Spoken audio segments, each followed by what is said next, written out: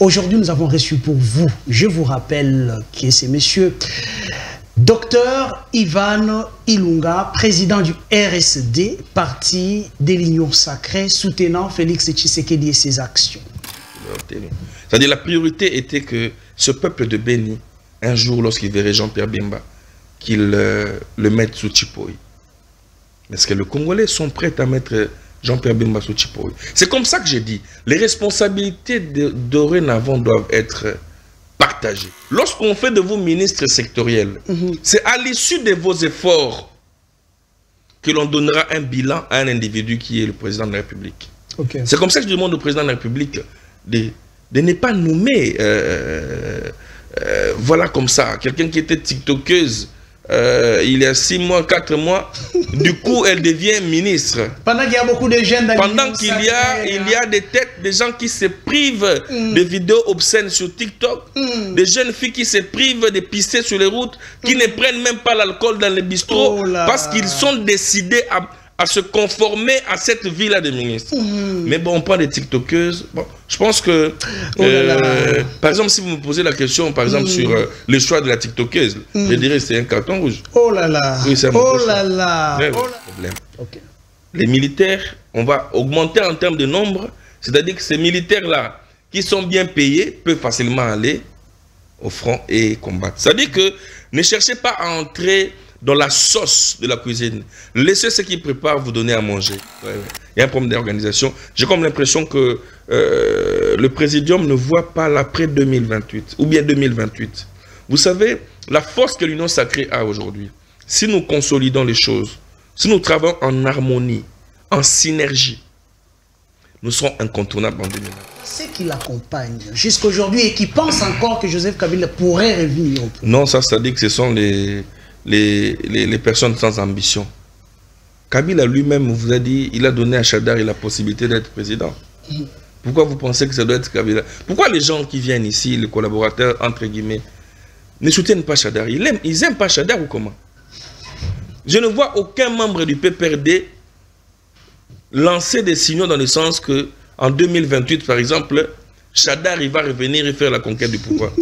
Pendant que c'est lui le choisi. C'était lui le dauphin. Vous savez c'est quoi être un dauphin? Un dauphin, c'est celui que le chef aime. C'est celui en qui le chef a reposé toute sa confiance. Mais vous recevez les soi-disant du FCC ici, qui ne soutiennent pas Chadari. C'est-à-dire qu'ils veulent une fois de plus induire Kabila en quoi? En erreur. J'ai entendu Vital Kamerhe le dire et a demandé à toutes les structures internationales ou nationales qui veulent le contredire de passer suivre. Vous voulez que qui vienne vous dire ça? Aimez et partagez nos vidéos. N'oubliez pas de vous abonner et d'activer la cloche des notifications pour ne rien rater sur nos prochaines vidéos. De Kabila à Tshisekedi, quel est le gain de la République démocratique du Congo dans ces changements qu'a connus la République? Nous en parlons, mesdames et messieurs. L'Union Sacrée après 2023, que vaut réellement ces regroupements politiques? Nous en parlons avec qui sur ces plateaux? Vous l'aimez bien? Nous l'avons reçu il y a plusieurs années ou plusieurs mois. Aujourd'hui, il est sur notre plateau. Il a accepté de répondre à votre rendez-vous. Il s'agit bien de monsieur Ivan Ilunga. Vous l'appelez Nkoy. Il est président du parti politique RSD au sein de l'Union Sacrée. Monsieur Ivan, bonsoir et bienvenue. Bonsoir Isaac. Je tiens également une fois à te remercier pour l'invitation, n'est-ce pas, dans notre nouvelle chaîne de télévision qui, pour la première fois que je passe, je salue la jeunesse qui dirige, qui tient de main de maître cette nouvelle chaîne et je pense que le Congolais, bien évidemment, vous aime bien d'abord en tant que journaliste, mais aussi aime bien suivre la chaîne. Nous sommes prêts à répondre à vos questions.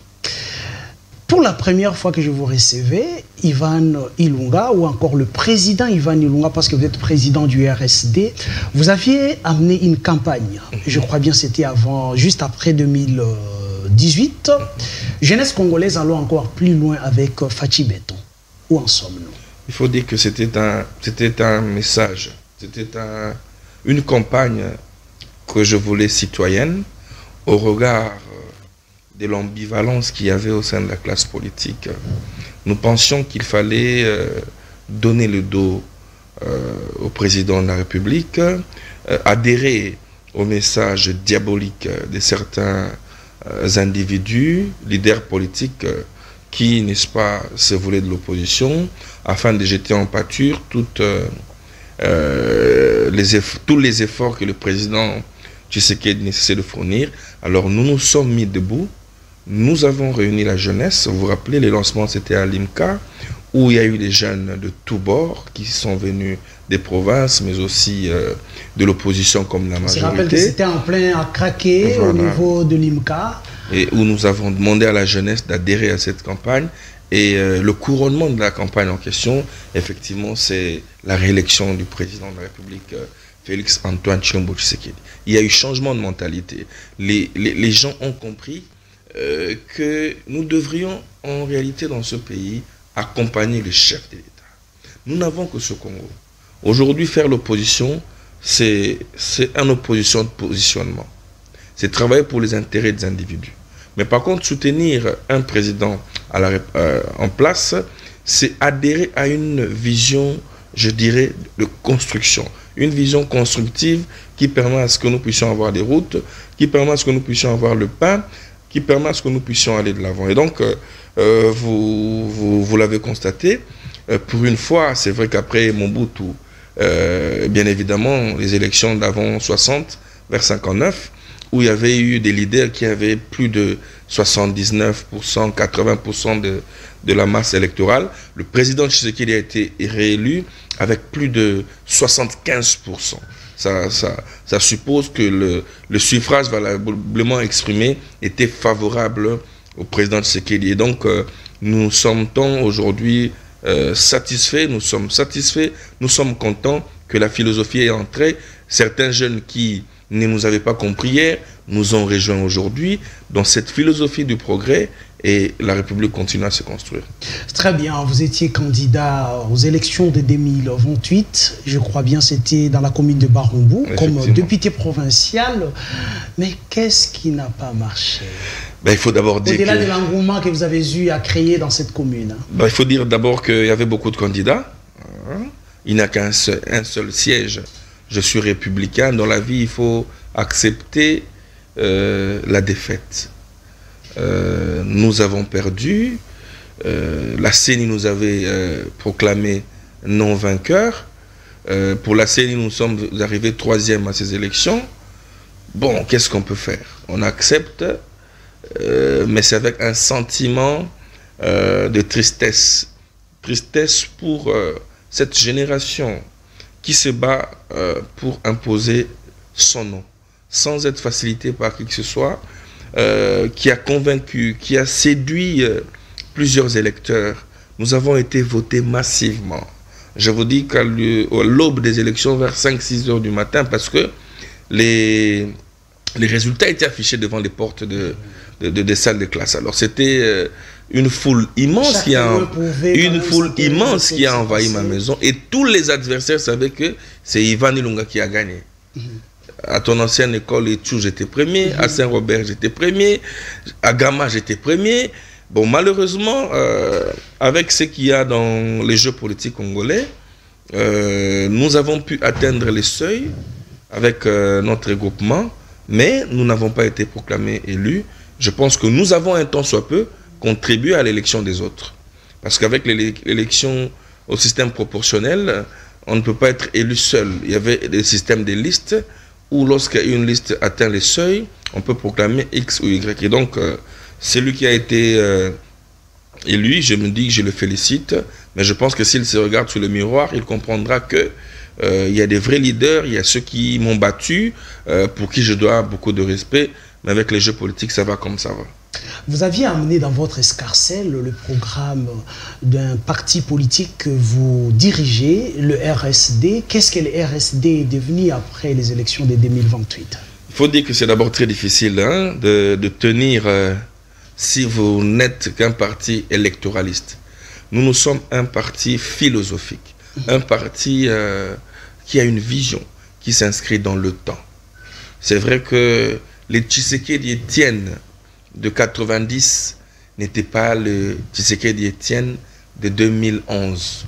Rappelez-vous, qu'en 2011, on l'appelait presque le Sphinx. C'est-à-dire qu'il était même déifié.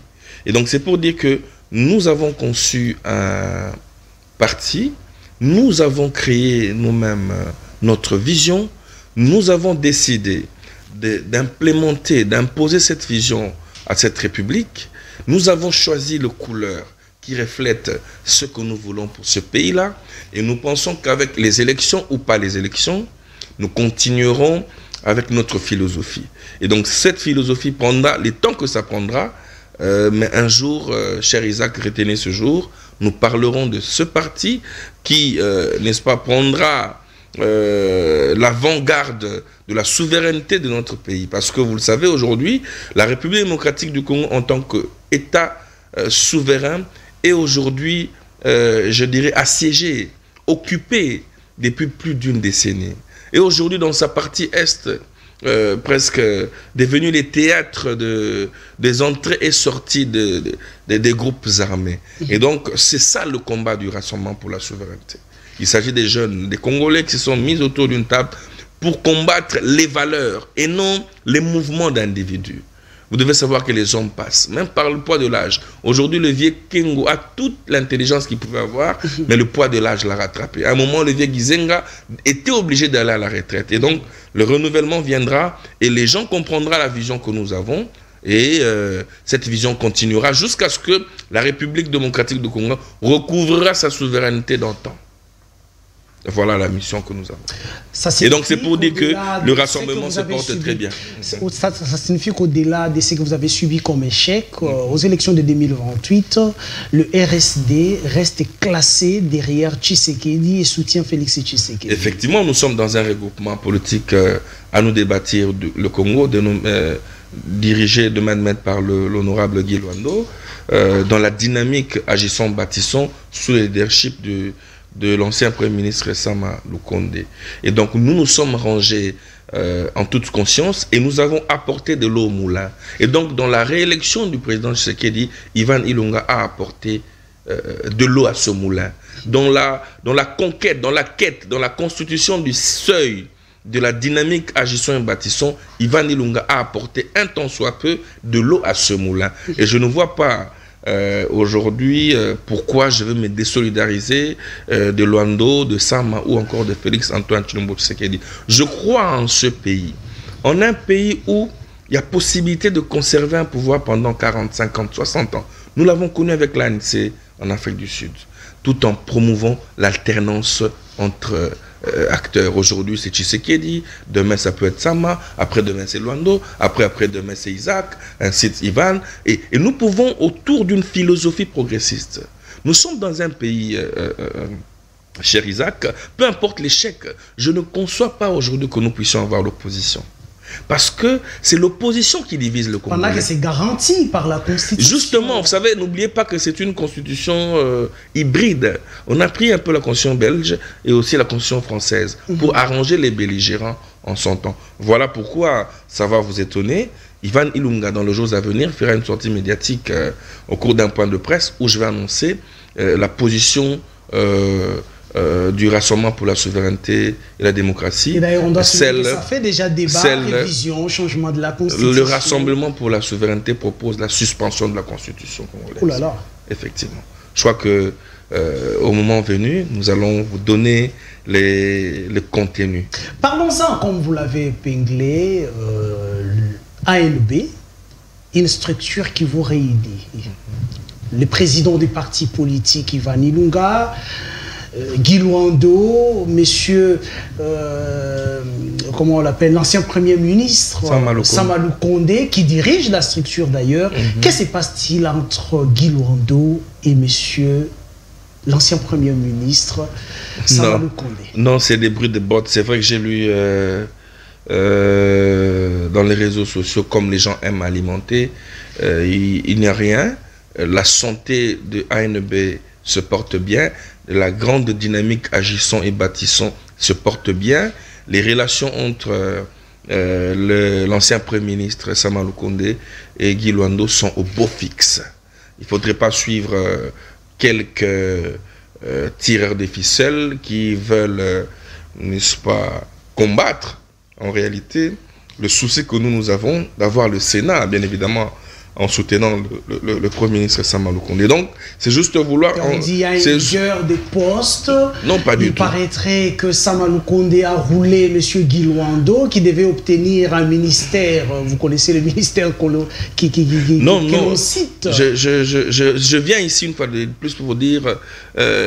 la philosophie, encore la vision que veut Guy Luando, c'est que chacun puisse apporter sa part pour la construction de cet édifice. En tant que président de la dynamique Agissons et Bâtissons, le Premier ministre a fait un jeu clair. Aujourd'hui, la dynamique a plus de 6 ministres. Et l'excellence Guy Luando est ministre d'État, ministre de l'aménagement du territoire. Pour votre gouvernement d'ailleurs, que les ministères sont les choix du chef de l'État sur proposition de la Première ministre. Bien évidemment, il y a ce que l'on appelle des quotas de chaque regroupement, mais j'aimerais vous apaiser pour dire à l'opinion, ne suivez pas tous ces tambourinaires ou encore tous ces turiféraires du parfum du mal. L'odeur entre Guy Luando, le ministre d'État, et l'ancien Premier ministre Sama Lukonde est au beau fixe. Le climat est dans un climat tempéré où tout se passe très bien. Sama Lukonde envie maintenant le Sénat après la primature, mais pour quel bilan? Est-ce qu'aujourd'hui vous êtes fiers en tant que Congolais d'accepter que Sama Lukonde prenne la direction du Sénat après une piètre ou encore un passage très piètre au niveau de l'Assemblée nationale, au niveau de la primature? En son temps, je pouvais avoir votre lecture, mais je me rends compte finalement que Sama Lukonde, en tant que Premier ministre, a un temps soit peu apaisé les climats sociaux dans ce pays. Je vais vous expliquer. Lumumba, lorsqu'il arrive, il y avait le vent du néocolonialisme, c'est-à-dire de la décolonisation. Il hérite de Kwame Nkrumah et ainsi de suite. C'est-à-dire que le contexte dans lequel Lumumba était venu n'est pas le même contexte que Sama est arrivé. Sama prend le pouvoir au lendemain, n'est-ce pas, de la coalition FCC-Cash. Pour une première fois, nous devrions aller à une cohabitation, non, à une coalition, qui était en réalité une cohabitation masquée. Parce que c'est d'abord, le FCC qui détenait déjà l'appareil législatif, ne se soumettait pas aux ordres de Cash. Mais dans ces conditions, vous avez un Sama Lukonde qui arrive. Et donc, il devait en réalité jouer le rôle de sapeur-pompier. Si nous avions un Sama Lukonde, à l'instar de Patrice Lumumba, ce pays irait en ruine. Je vous dis la vérité. Et donc Sama a calmé les tempérances. Sama a permis à ce qu'il y ait harmonie dans l'action gouvernementale. Personne ne pouvait croire que Sama peut diriger quelqu'un comme Jean-Pierre Bemba.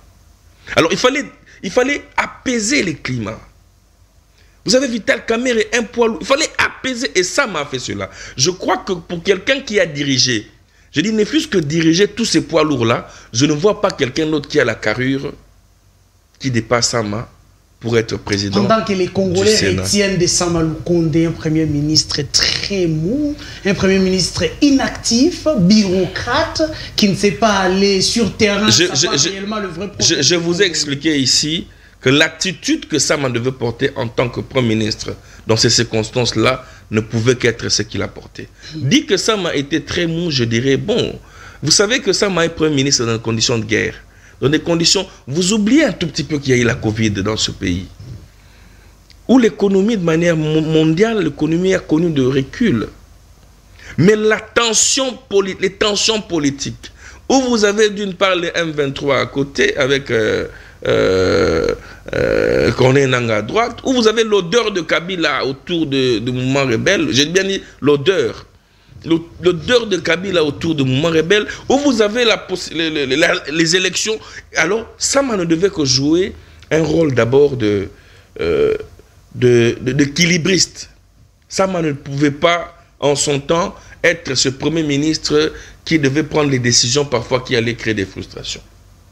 Et ne retenons pas que de Sama qu'il était mou, non, mais je vous dis que Sama a eu une intelligence extraordinaire. Sama, c'est un garçon bien équilibré, très intelligent. Mais seulement le rôle qu'il devait jouer en son temps c'était un rôle stratégique. C'était un rôle stratégique. Et j'espère aussi que les gens ne se ressemblent pas.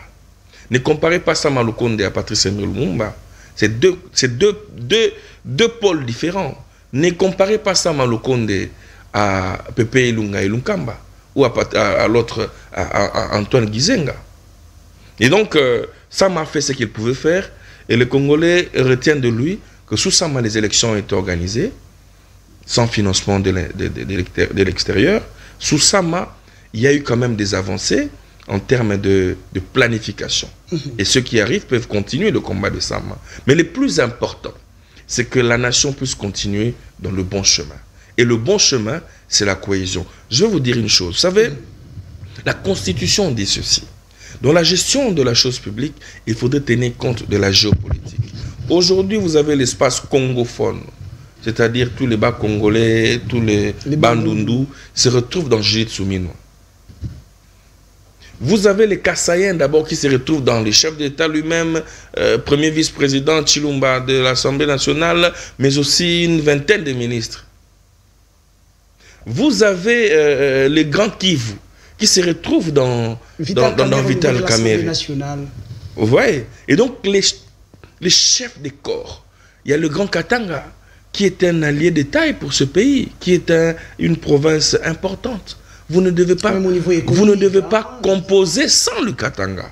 Et donc voilà pourquoi moi je trouve que le profil de Sama, au regard de son expérience, peut aider la République démocratique du Congo, n'est-ce pas, à continuer à apaiser les tentations, les tentatives de balkanisation, des séparations. Vous le savez très bien que matin, midi et soir, Corneille Nangaa et sa bande ne rêvent que d'un coup d'État.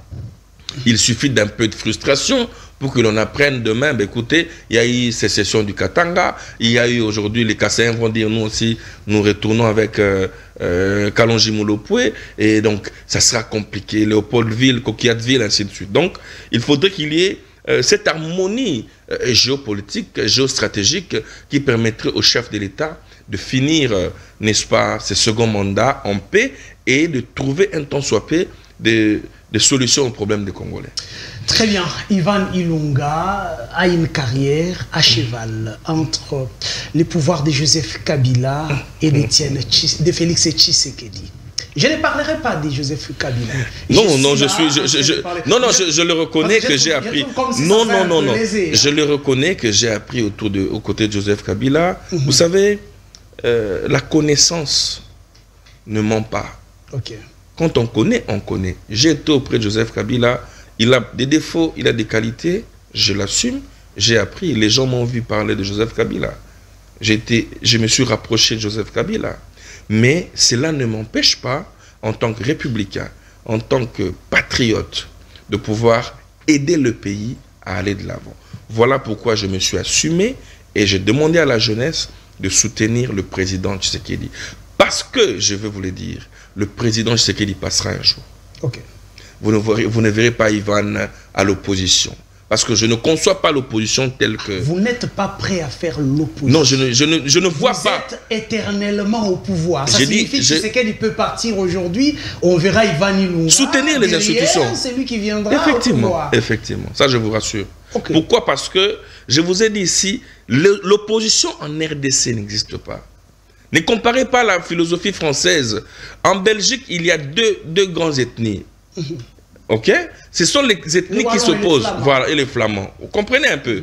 Ces deux ethnies. Alors, nous, ici, nous avons plus de 145 ethnies. C'est-à-dire l'opposition, si moi, je suis comme je suis de Dibaya, tous ceux de Dibaya, si je suis leader, ils vont me soutenir. Okay. Est-ce que c'est pour l'émergence, le développement, ou c'est juste pour faire plaisir, passer à la télé, jeter en pâture les efforts? Non, non, non. Moi, je crois que la RDC ne peut être gérée que par des courants progressistes. Okay. Des gens qui ne voient pas les choses dans l'aspect opposition-majorité. Vous avez vu dans le gouvernement du chef de l'État, il y a mon ami et frère, le ministre d'État, son Excellence Constant Moutamba, qui est de l'opposition. Ok? Ça prouve à suffisance que le chef de l'État passe un message. On parle d'une opposition sous-traitée. Je dis, j'accepte. Hein? J'accepte que ce soit d'ailleurs une opposition sous-traitée. Est-il de l'opposition, oui ou non? Oui, mais vous dites sous-traité. C'est-à-dire que le chef de l'État nous passe un message pour dire qu'il tient à travailler avec tous les Congolais. C'est comme ça qu'il a parlé de l'Union sacrée. Donc ce gouvernement, il n'est pas que les gens de l'UDPS. Vous avez les gens qui étaient avec Bahati, qui étaient avec tel. Bahati n'était-il pas avec Kabila? Kamer n'était-il pas avec Kabila? Mais aujourd'hui, il est président du Sénat et de l'Assemblée nationale. Et donc, c'est pour dire que le Congo doit être géré pas par sentiment, mais par passion. La passion voudrait que nous puissions mettre de côté nos divergences et travailler en synergie afin de produire des actions synchronisées.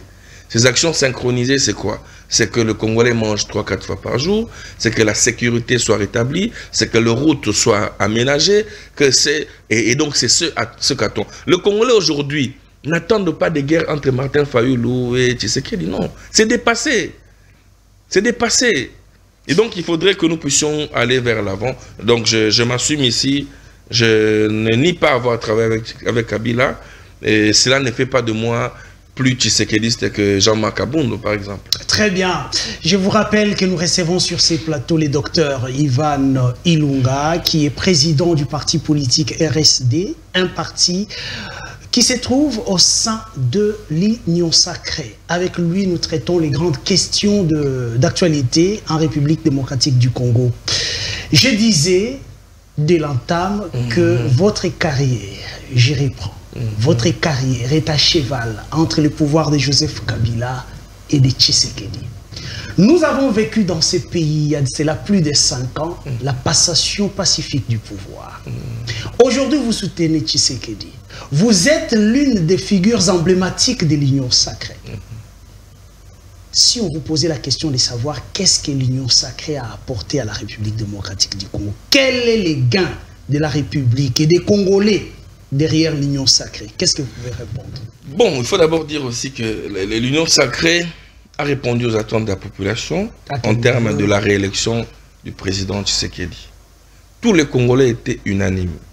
Vous avez vu les stades des martyrs lors du lancement de la campagne du chef d'État.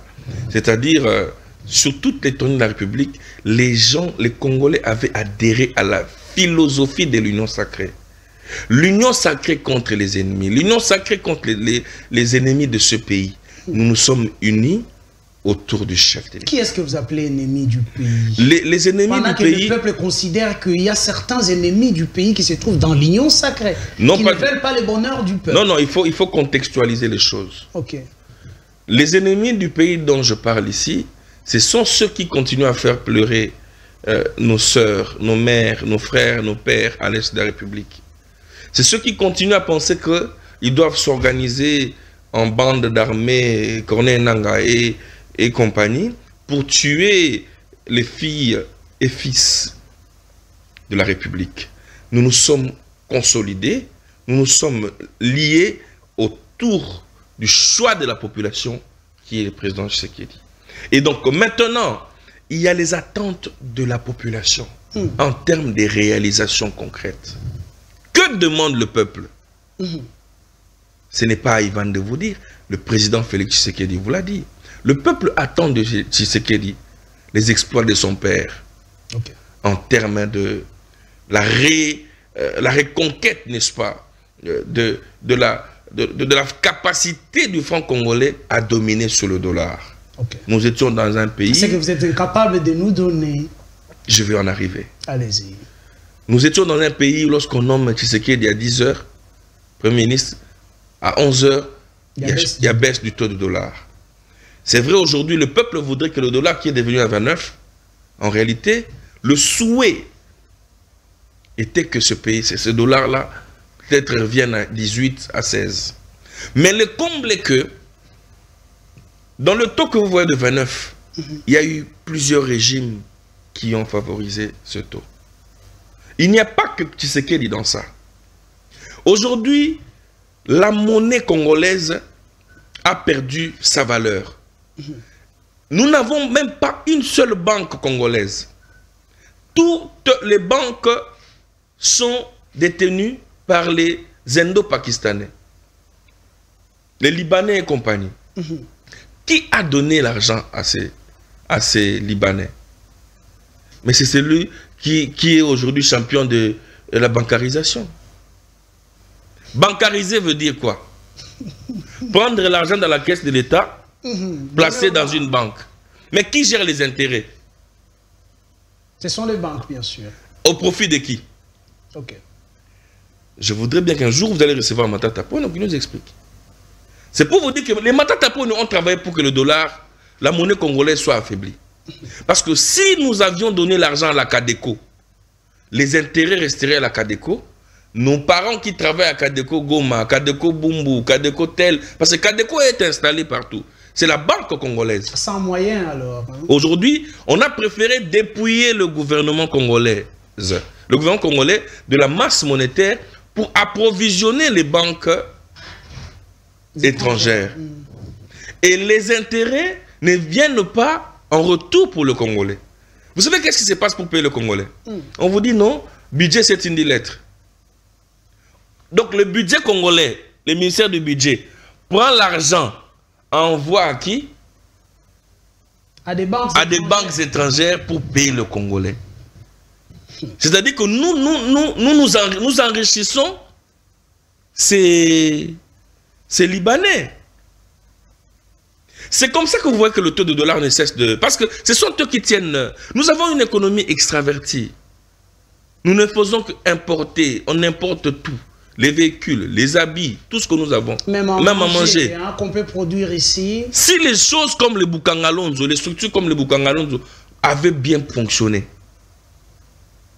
je pense que nous aurions connu dans ce pays la possibilité de baisser le taux de dollar. Et donc, ne pensez pas que parce que le dollar, aujourd'hui, n'arrive pas à connaître une dépréciation face à la monnaie locale, que le gouvernement ne travaille pas.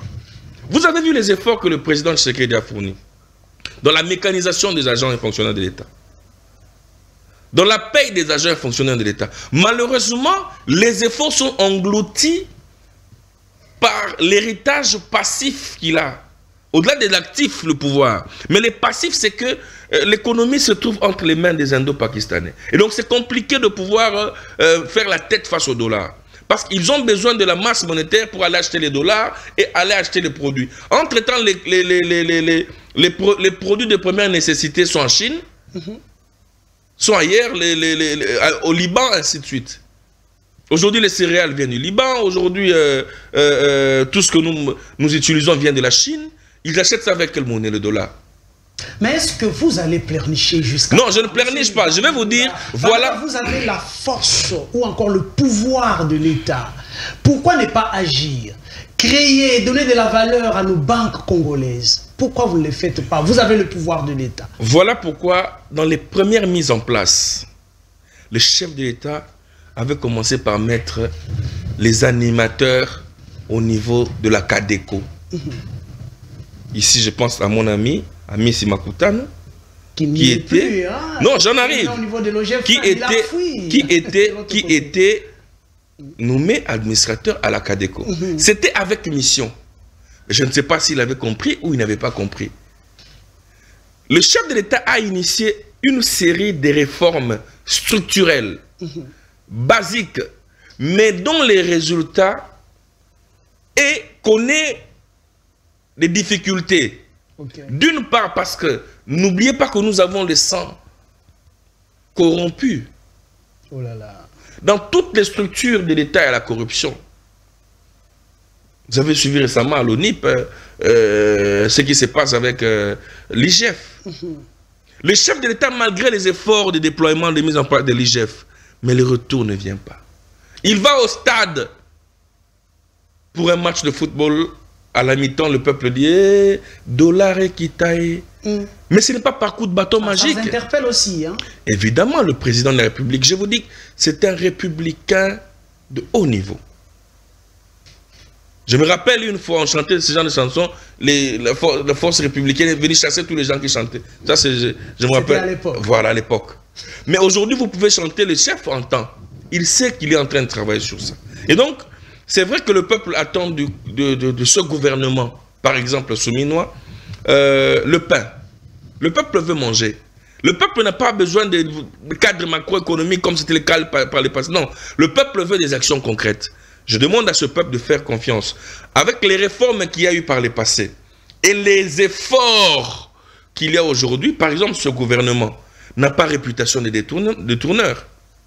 Ah bon? Si vous regardez dans les 90%, avec près de la moitié de ceux qui reviennent, mais ceux qui reviennent sont les meilleurs. Qui n'ont pas donné de bons résultats. Avez-vous déjà entendu l'odeur des détournements dans ces anciens? Non.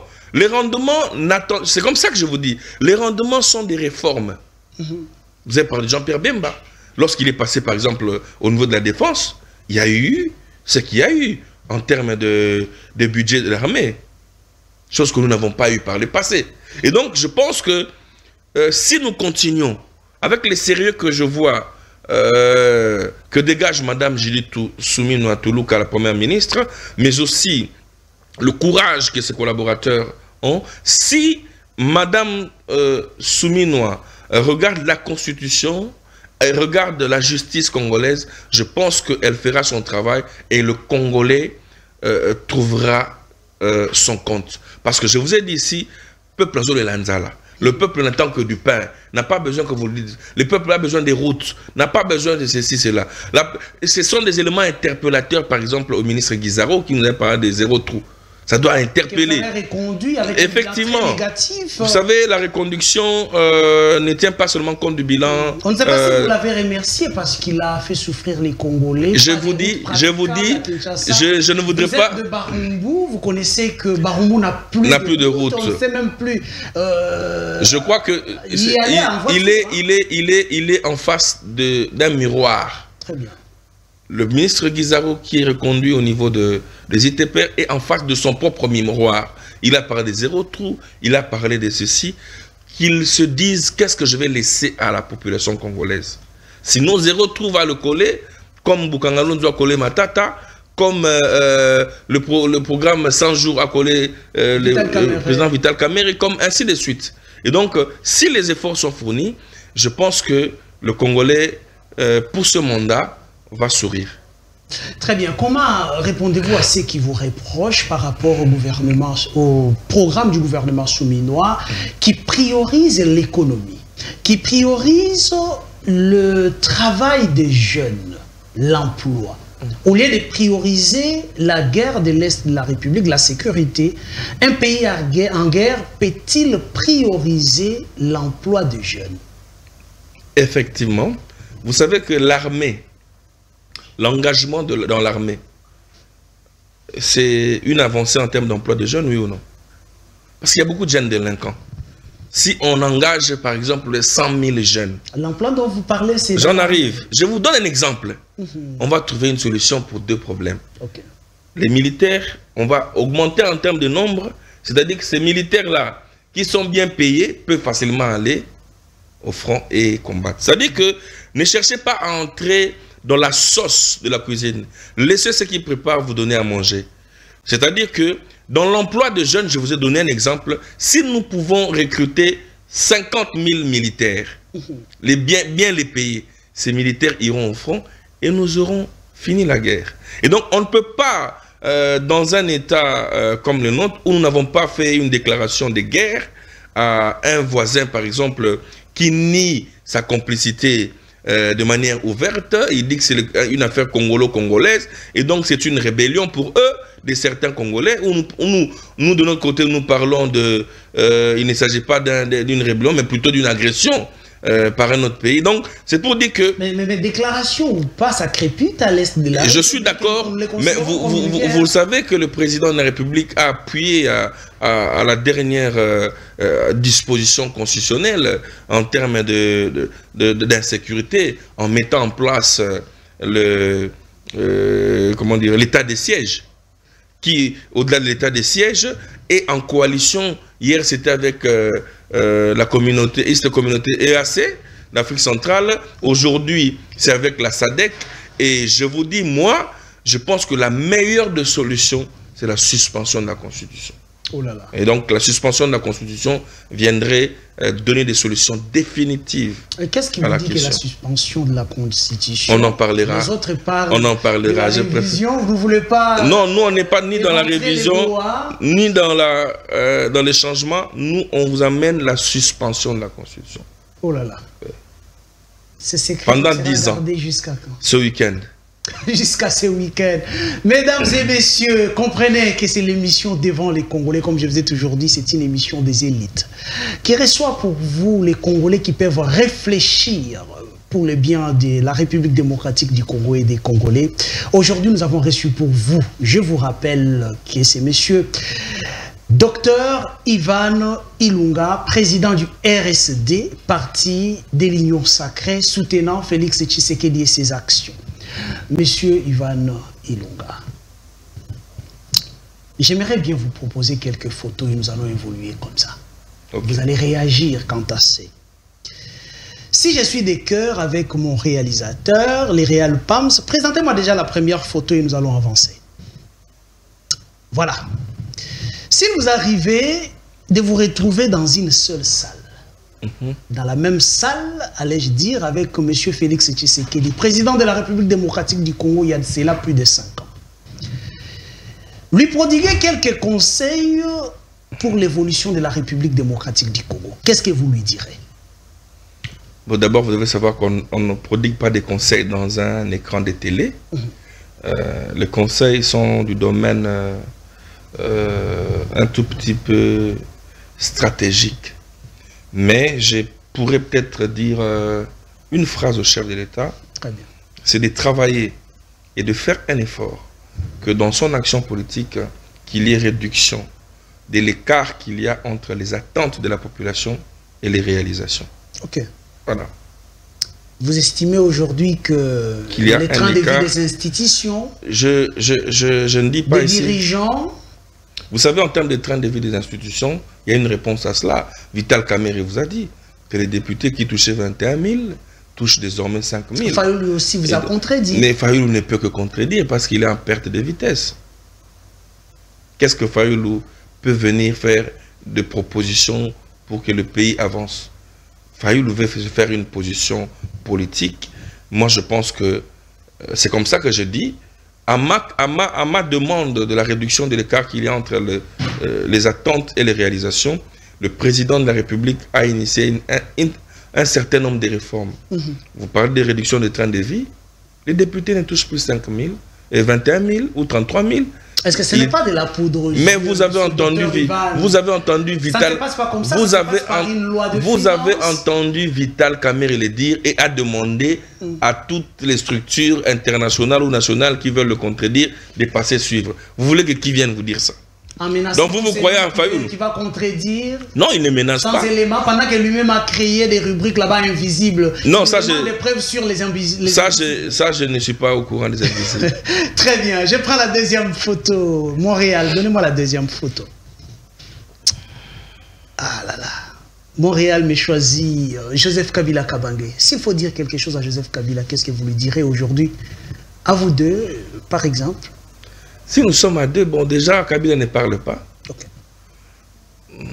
Je ne vais rien lui dire.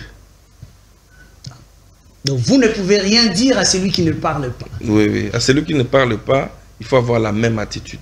Et à ceux qui l'accompagnent jusqu'aujourd'hui et qui pensent encore que Joseph Kabila pourrait revenir au pouvoir. Non, ça dit que ce sont les personnes sans ambition. Kabila lui-même vous a dit, il a donné à Chadari la possibilité d'être président. Pourquoi vous pensez que ça doit être Kabila? Pourquoi les gens qui viennent ici, les collaborateurs, entre guillemets, ne soutiennent pas Chadari? Ils n'aiment pas Chadari ou comment? Je ne vois aucun membre du PPRD lancer des signaux dans le sens que en 2028, par exemple, Chadari va revenir et faire la conquête du pouvoir. Pendant que c'est lui le choisi. C'était lui le dauphin. Vous savez c'est quoi être un dauphin? Un dauphin, c'est celui que le chef aime. C'est celui en qui le chef a reposé toute sa confiance. Mais vous recevez les soi-disant du FCC ici, qui ne soutiennent pas Chadari. C'est-à-dire qu'ils veulent une fois de plus induire Kabila en quoi? En erreur. Oh là là. C'est comme ça que Kabila vous dit tout le moment, je n'ai pas 3, 4, 5, 6 collaborateurs. C'est le moment, j'aurais bien voulu que l'on fasse par exemple Chadari président, Dynamique Chadari, ainsi de suite, parce que c'est les leaders qu'on nous a légués par notre leader. Alors, votre leader vous lègue un leader que vous ne soutenez pas, du coup, vous continuez à penser que c'est Kabila. Ça, c'est vouloir jeter un guet-apens, placer un guet-apens contre Kabila. Et je pense que c'est un grand stratège qui connaît tous ses flatteurs. Il ne va pas mordre cette hameçon. L'échec de Joseph Kabila, il a dit qu'il n'avait pas 15 personnes. Mais c'est la vérité.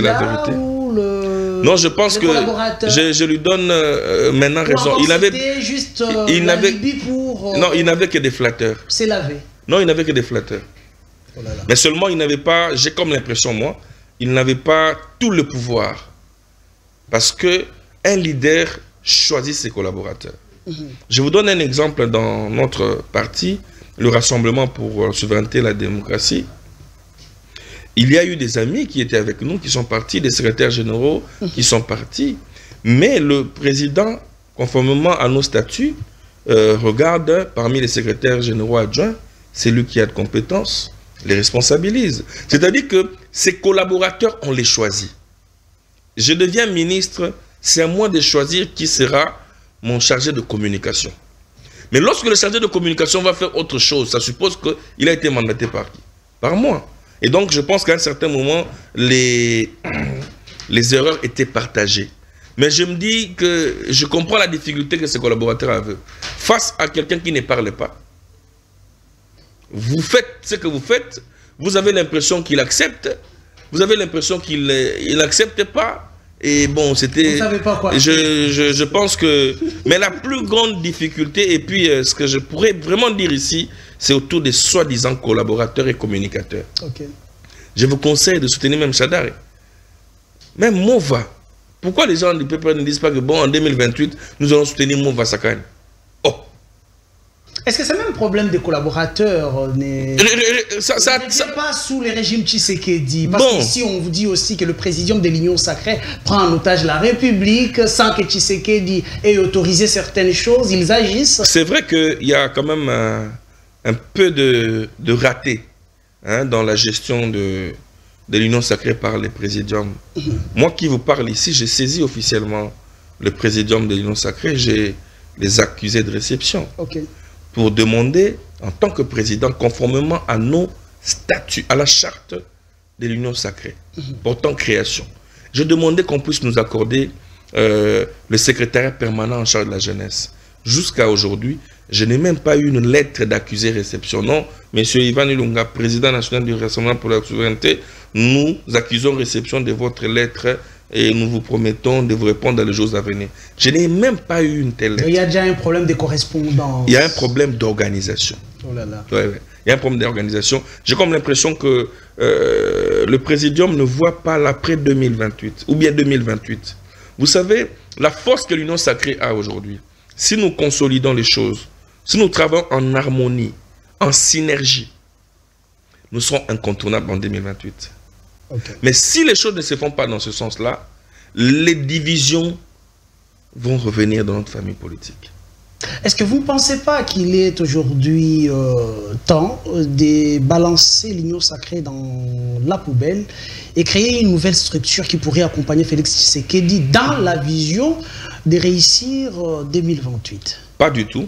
Il n'y a pas d'autre forme parce qu'on ne change pas l'équipe qui gagne. N'oubliez pas que l'Union sacrée a donné à Tshisekedi 75% de voix. Vous êtes sûr que vous avez gagné? Est-ce que ce n'est pas sur le plan politique et vos intérêts, vous, les politiques de l'Union sacrée, mais pas le peuple? Vous savez, je dirais nos défenseurs en tant que politiques, ce sont les ministres. Très bien. Et c'est comme ça que vous voyez, je ne sais pas ménager ces ministres. Je leur demande de faire le travail en toute compétence. Et par la même occasion, je félicite Madame Mbombo, Roselyne, qui a démissionné. Je félicite cette dame. Ça ne décrédibilise pas votre gouvernement? Vous devez savoir, avant même l'entrée en fonction, 2-3 jours vous devez apprendre dans ce pays que la démission est un acte noble. Lorsqu'on est soit incapable d'assumer une fonction pour des raisons, elle a dit des convenances personnelles. Vous voulez qu'Anganzamaka na poste? Moi, je trouve que c'est une dame qui vient aujourd'hui dans mon carcan politique. Je vais chercher à la rencontrer pour la féliciter. C'est-à-dire qu'il faut reconnaître ses faiblesses et ses forces. Parce que le contenu de sa démission n'a pas été élucidé. Si pour elle, c'est des convictions personnelles, on suppose qu'elle se dit soit le corps ne permet pas, soit la morale, soit le plan professionnel, soit les capacités à gérer, soit je n'ai pas le temps. Je dis à une telle personne qui reconnaît qu'elle n'a pas le temps, elle démissionne, je félicite. Parce que nous sommes habitués ici à fêter lorsqu'on nomme des ministres. On pense que lorsqu'on devient ministre, on doit se servir les membres de sa famille, ainsi de suite. Non, on vous nomme ministre, c'est pour la redevabilité. Et lorsque vous vous sentez incapable de donner ce pourquoi on vous a nommé, il faut démissionner. Oh là là. Il faut démissionner. Très bien, nous passons directement à la troisième image, la troisième photo que pourra nous proposer la régie. Je sais que ce sera une photo d'un autre acteur politique. Oh là là, on nous propose une photo où on retrouve Joseph Kabila et Félix Tshisekedi. Je crois que c'est le jour de la passation pacifique du pouvoir. C'était une première en République démocratique du Congo. Cette photo, lorsque vous regardez ces deux hommes politiques en train de sourire, c'était une joie en République démocratique du Congo. Qu'est-ce que cette passation pacifique a donné à la RDC? La passation pacifique a donné à la RDC... Est-ce qu'on n'a pas stagné? À consolider l'alternance politique. Ça veut dire, ça vient nous dire que dorénavant, les dictatures appartiennent au passé. Et donc, pour accéder au pouvoir, c'est par voie électorale. Mais c'est vrai que ça passe comme si je suis en dichotomie avec la proposition de la suspension de la Constitution.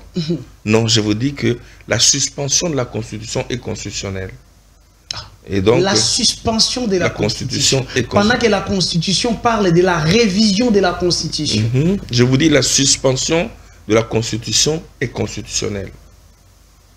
Et donc, la passation civilisée vient aujourd'hui nous donner tous espoir que demain, nous pouvons devenir président et qu'il ne s'agit pas d'une famille, il ne s'agit pas d'un groupe de gens, soit c'est Kabila, non, c'est Kabila, Tshisekedi, Ilunga, Chirimwami, Mbokachanga, ainsi de suite.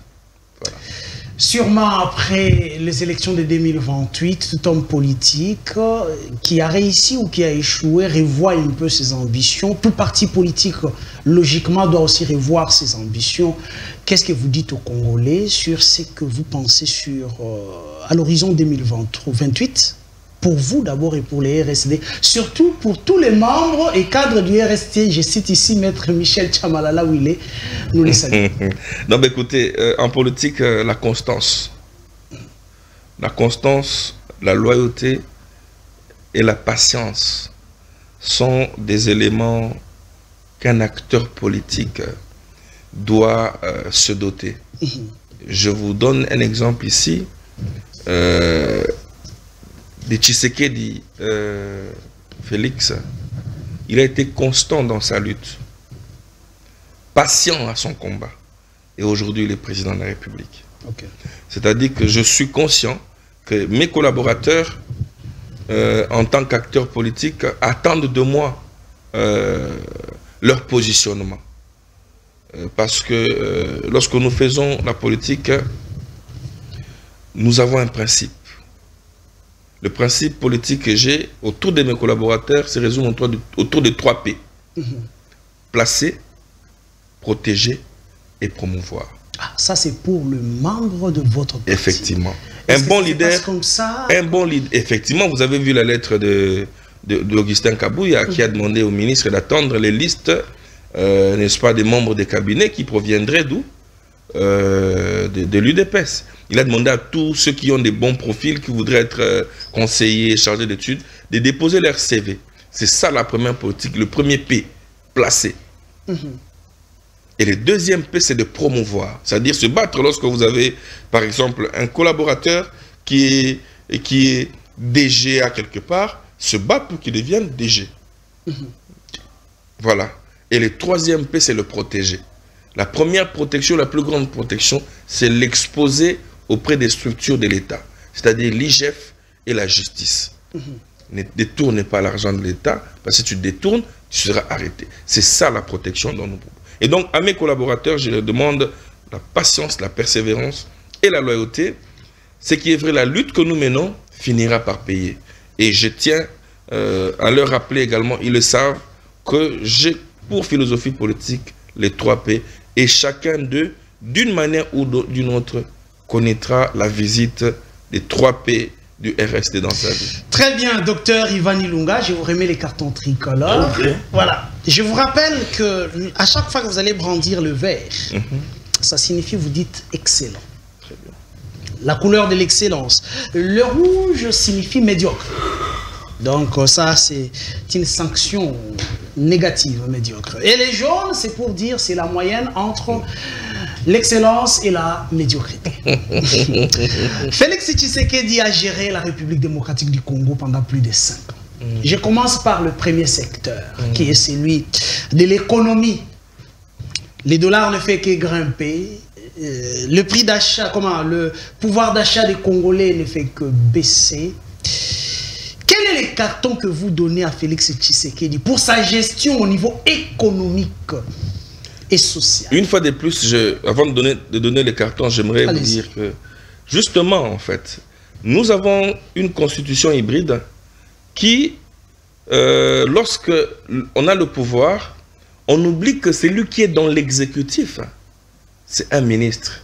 Malheureusement, aujourd'hui, les bilans de Félix, les bilans du président Félix se résument en quelques cartons. J'aurais bien voulu que vous puissiez me poser la question sur le passage de Mme Acacia au ministère de l'économie et le passage de Vital Kamerhe. Parce que c'est l'action de Acacia plus Vital Kamerhe qui donne un carton à qui? Au président Tshisekedi. Mais la signature de la nomination vient de Félix Tshisekedi. Effectivement. S'il nommait les incompétents... Est-ce que vous ne savez pas que dans ce pays... Vous ne savez pas que dans ce pays, Vital Kamerhe est docteur en économie. Ça dit que personne ne peut faire mieux que Vital. Vous ne savez pas qu'aujourd'hui, Mme Acacia est, je ne sais pas moi, elle est licenciée en économie, et ainsi de suite. Ça dit qu'elle devrait donner le meilleur d'elle-même. Et donc, je propose que le carton soit retiré à Félix Tshisekedi, parce que je vous dirais, le bilan auquel nous devons soumettre le président Tshisekedi, c'est un bilan global, qui hérite d'un pays au lendemain de Covid, qui prend un pays avec la crise internationale qui a frappé, qui prend un pays avec la coalition FCCH qui l'a empêché de travailler, et en fin de compte, qui prend un pays qui devait tout de suite organiser les élections. Et plus de 5 ans après, ce bilan global mérite quel carton? Et voilà, et si on peut dire le bilan global du président Félix, je dirais que c'est un carton vert. Oh là, la population vous suit. Oui. Docteur. Oui, je m'assume.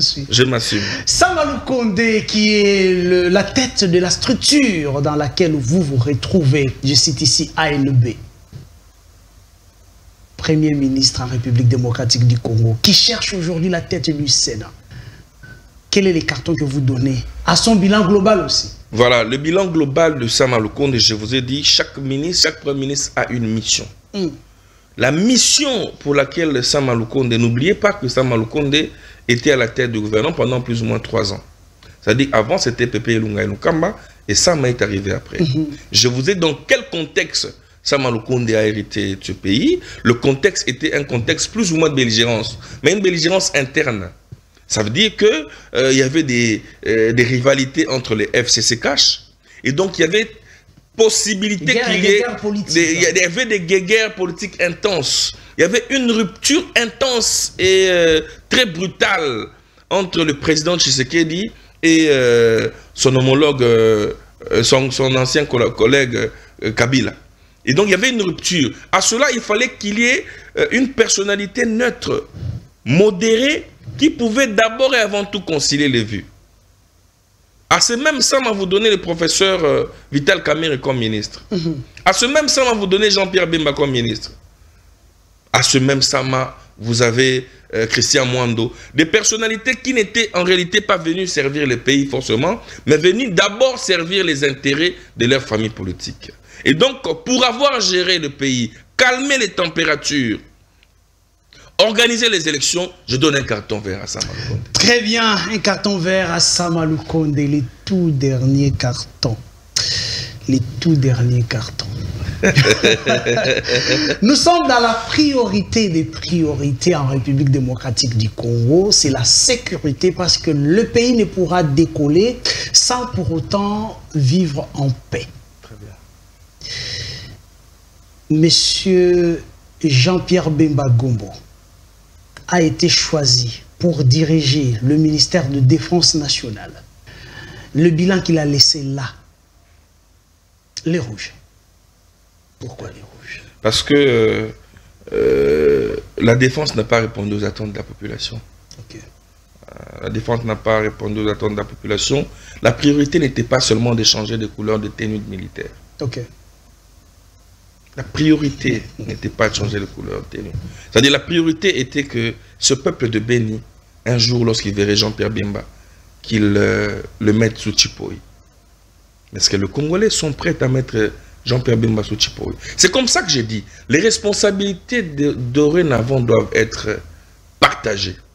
Lorsqu'on fait de vous ministres sectoriels, c'est à l'issue de vos efforts que l'on donnera un bilan à un individu qui est le président de la République. Okay. C'est comme ça que je demande au président de la République de ne pas nommer,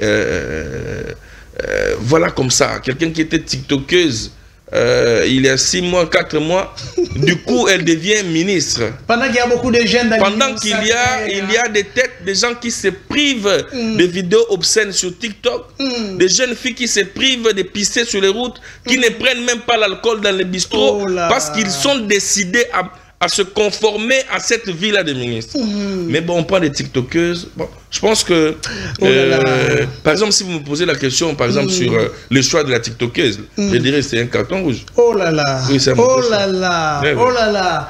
Ça c'est fort, mais il y a un de vos amis qui est nommé, il s'agit bien de Constant Moutamba. Je connais les parcours que vous avez connus avec Constant Moutamba.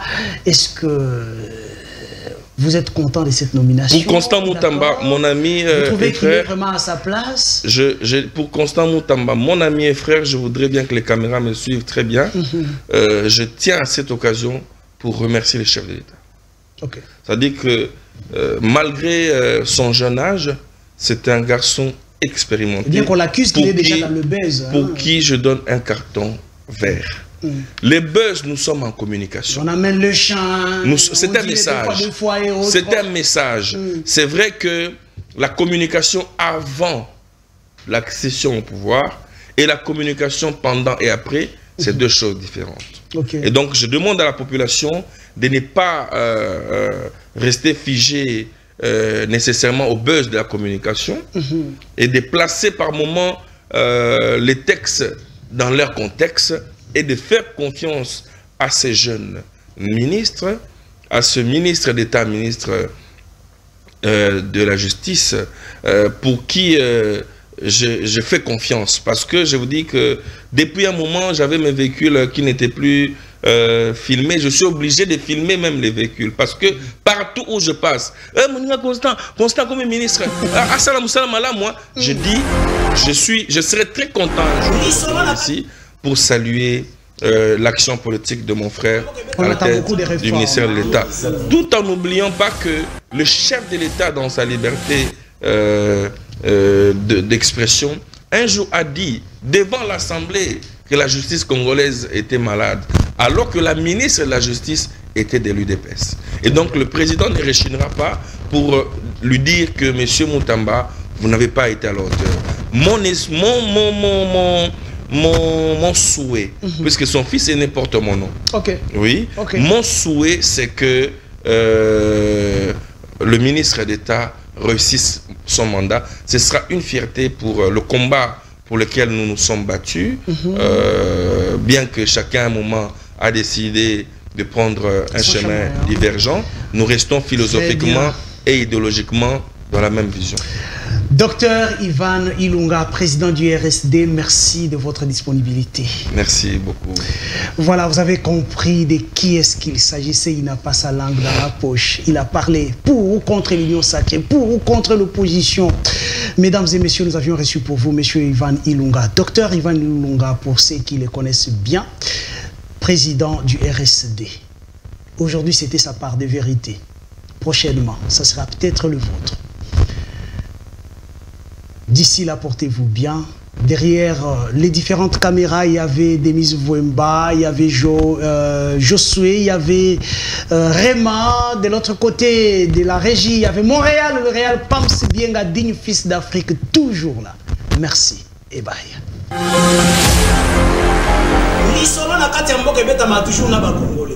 Isaac Moutombo, j'aime bien t'appeler journaliste intelligent. Tina Beni, Tina Kolwezi, l'émission est suivie, en tout cas, félicitations. La qualité était, Yozali l'issue à peuple. Au ministre soit armé, au ministre pas institution, il y a pays. Je vous dis la vérité. Même les lois à cause de la fandi, à ce le café, qui ne sache bien que le café on était après demain. Nauti ko sambe la nzambe, nauti église. Akoko c'est la mutuma kambote. La terre a valé le sang des innocents dans ce pays. Vous avez dilapidé le compte du trésor pour venir Simbongo à l'État avec autant de légèreté. Mais pas interpellé au pays. Il y a une preuve. Alors ça ne valait à rien de remplacer Joseph Kabila. Vous comprendre que Kabila a battu c'est Batika et Kimia. Commune à 200 000, après moi j'acclame. Non. Tozoyoka makambo wana yake bango bazosomba kaka mapango ba oya sombi mapango na oya sombi ya minene mikolo nyos bazoboma batu miko donc neti tozana mboka na biso te papa 60 ya pasi ya mawa. Égoïsme. Ils ont travaillé pour eux-mêmes, pour leur famille, mais ils n'ont pas travaillé pour le pays. Navengi bino na limité comme on a ngai Alexis. Tovengi bino na commune ya Mantete.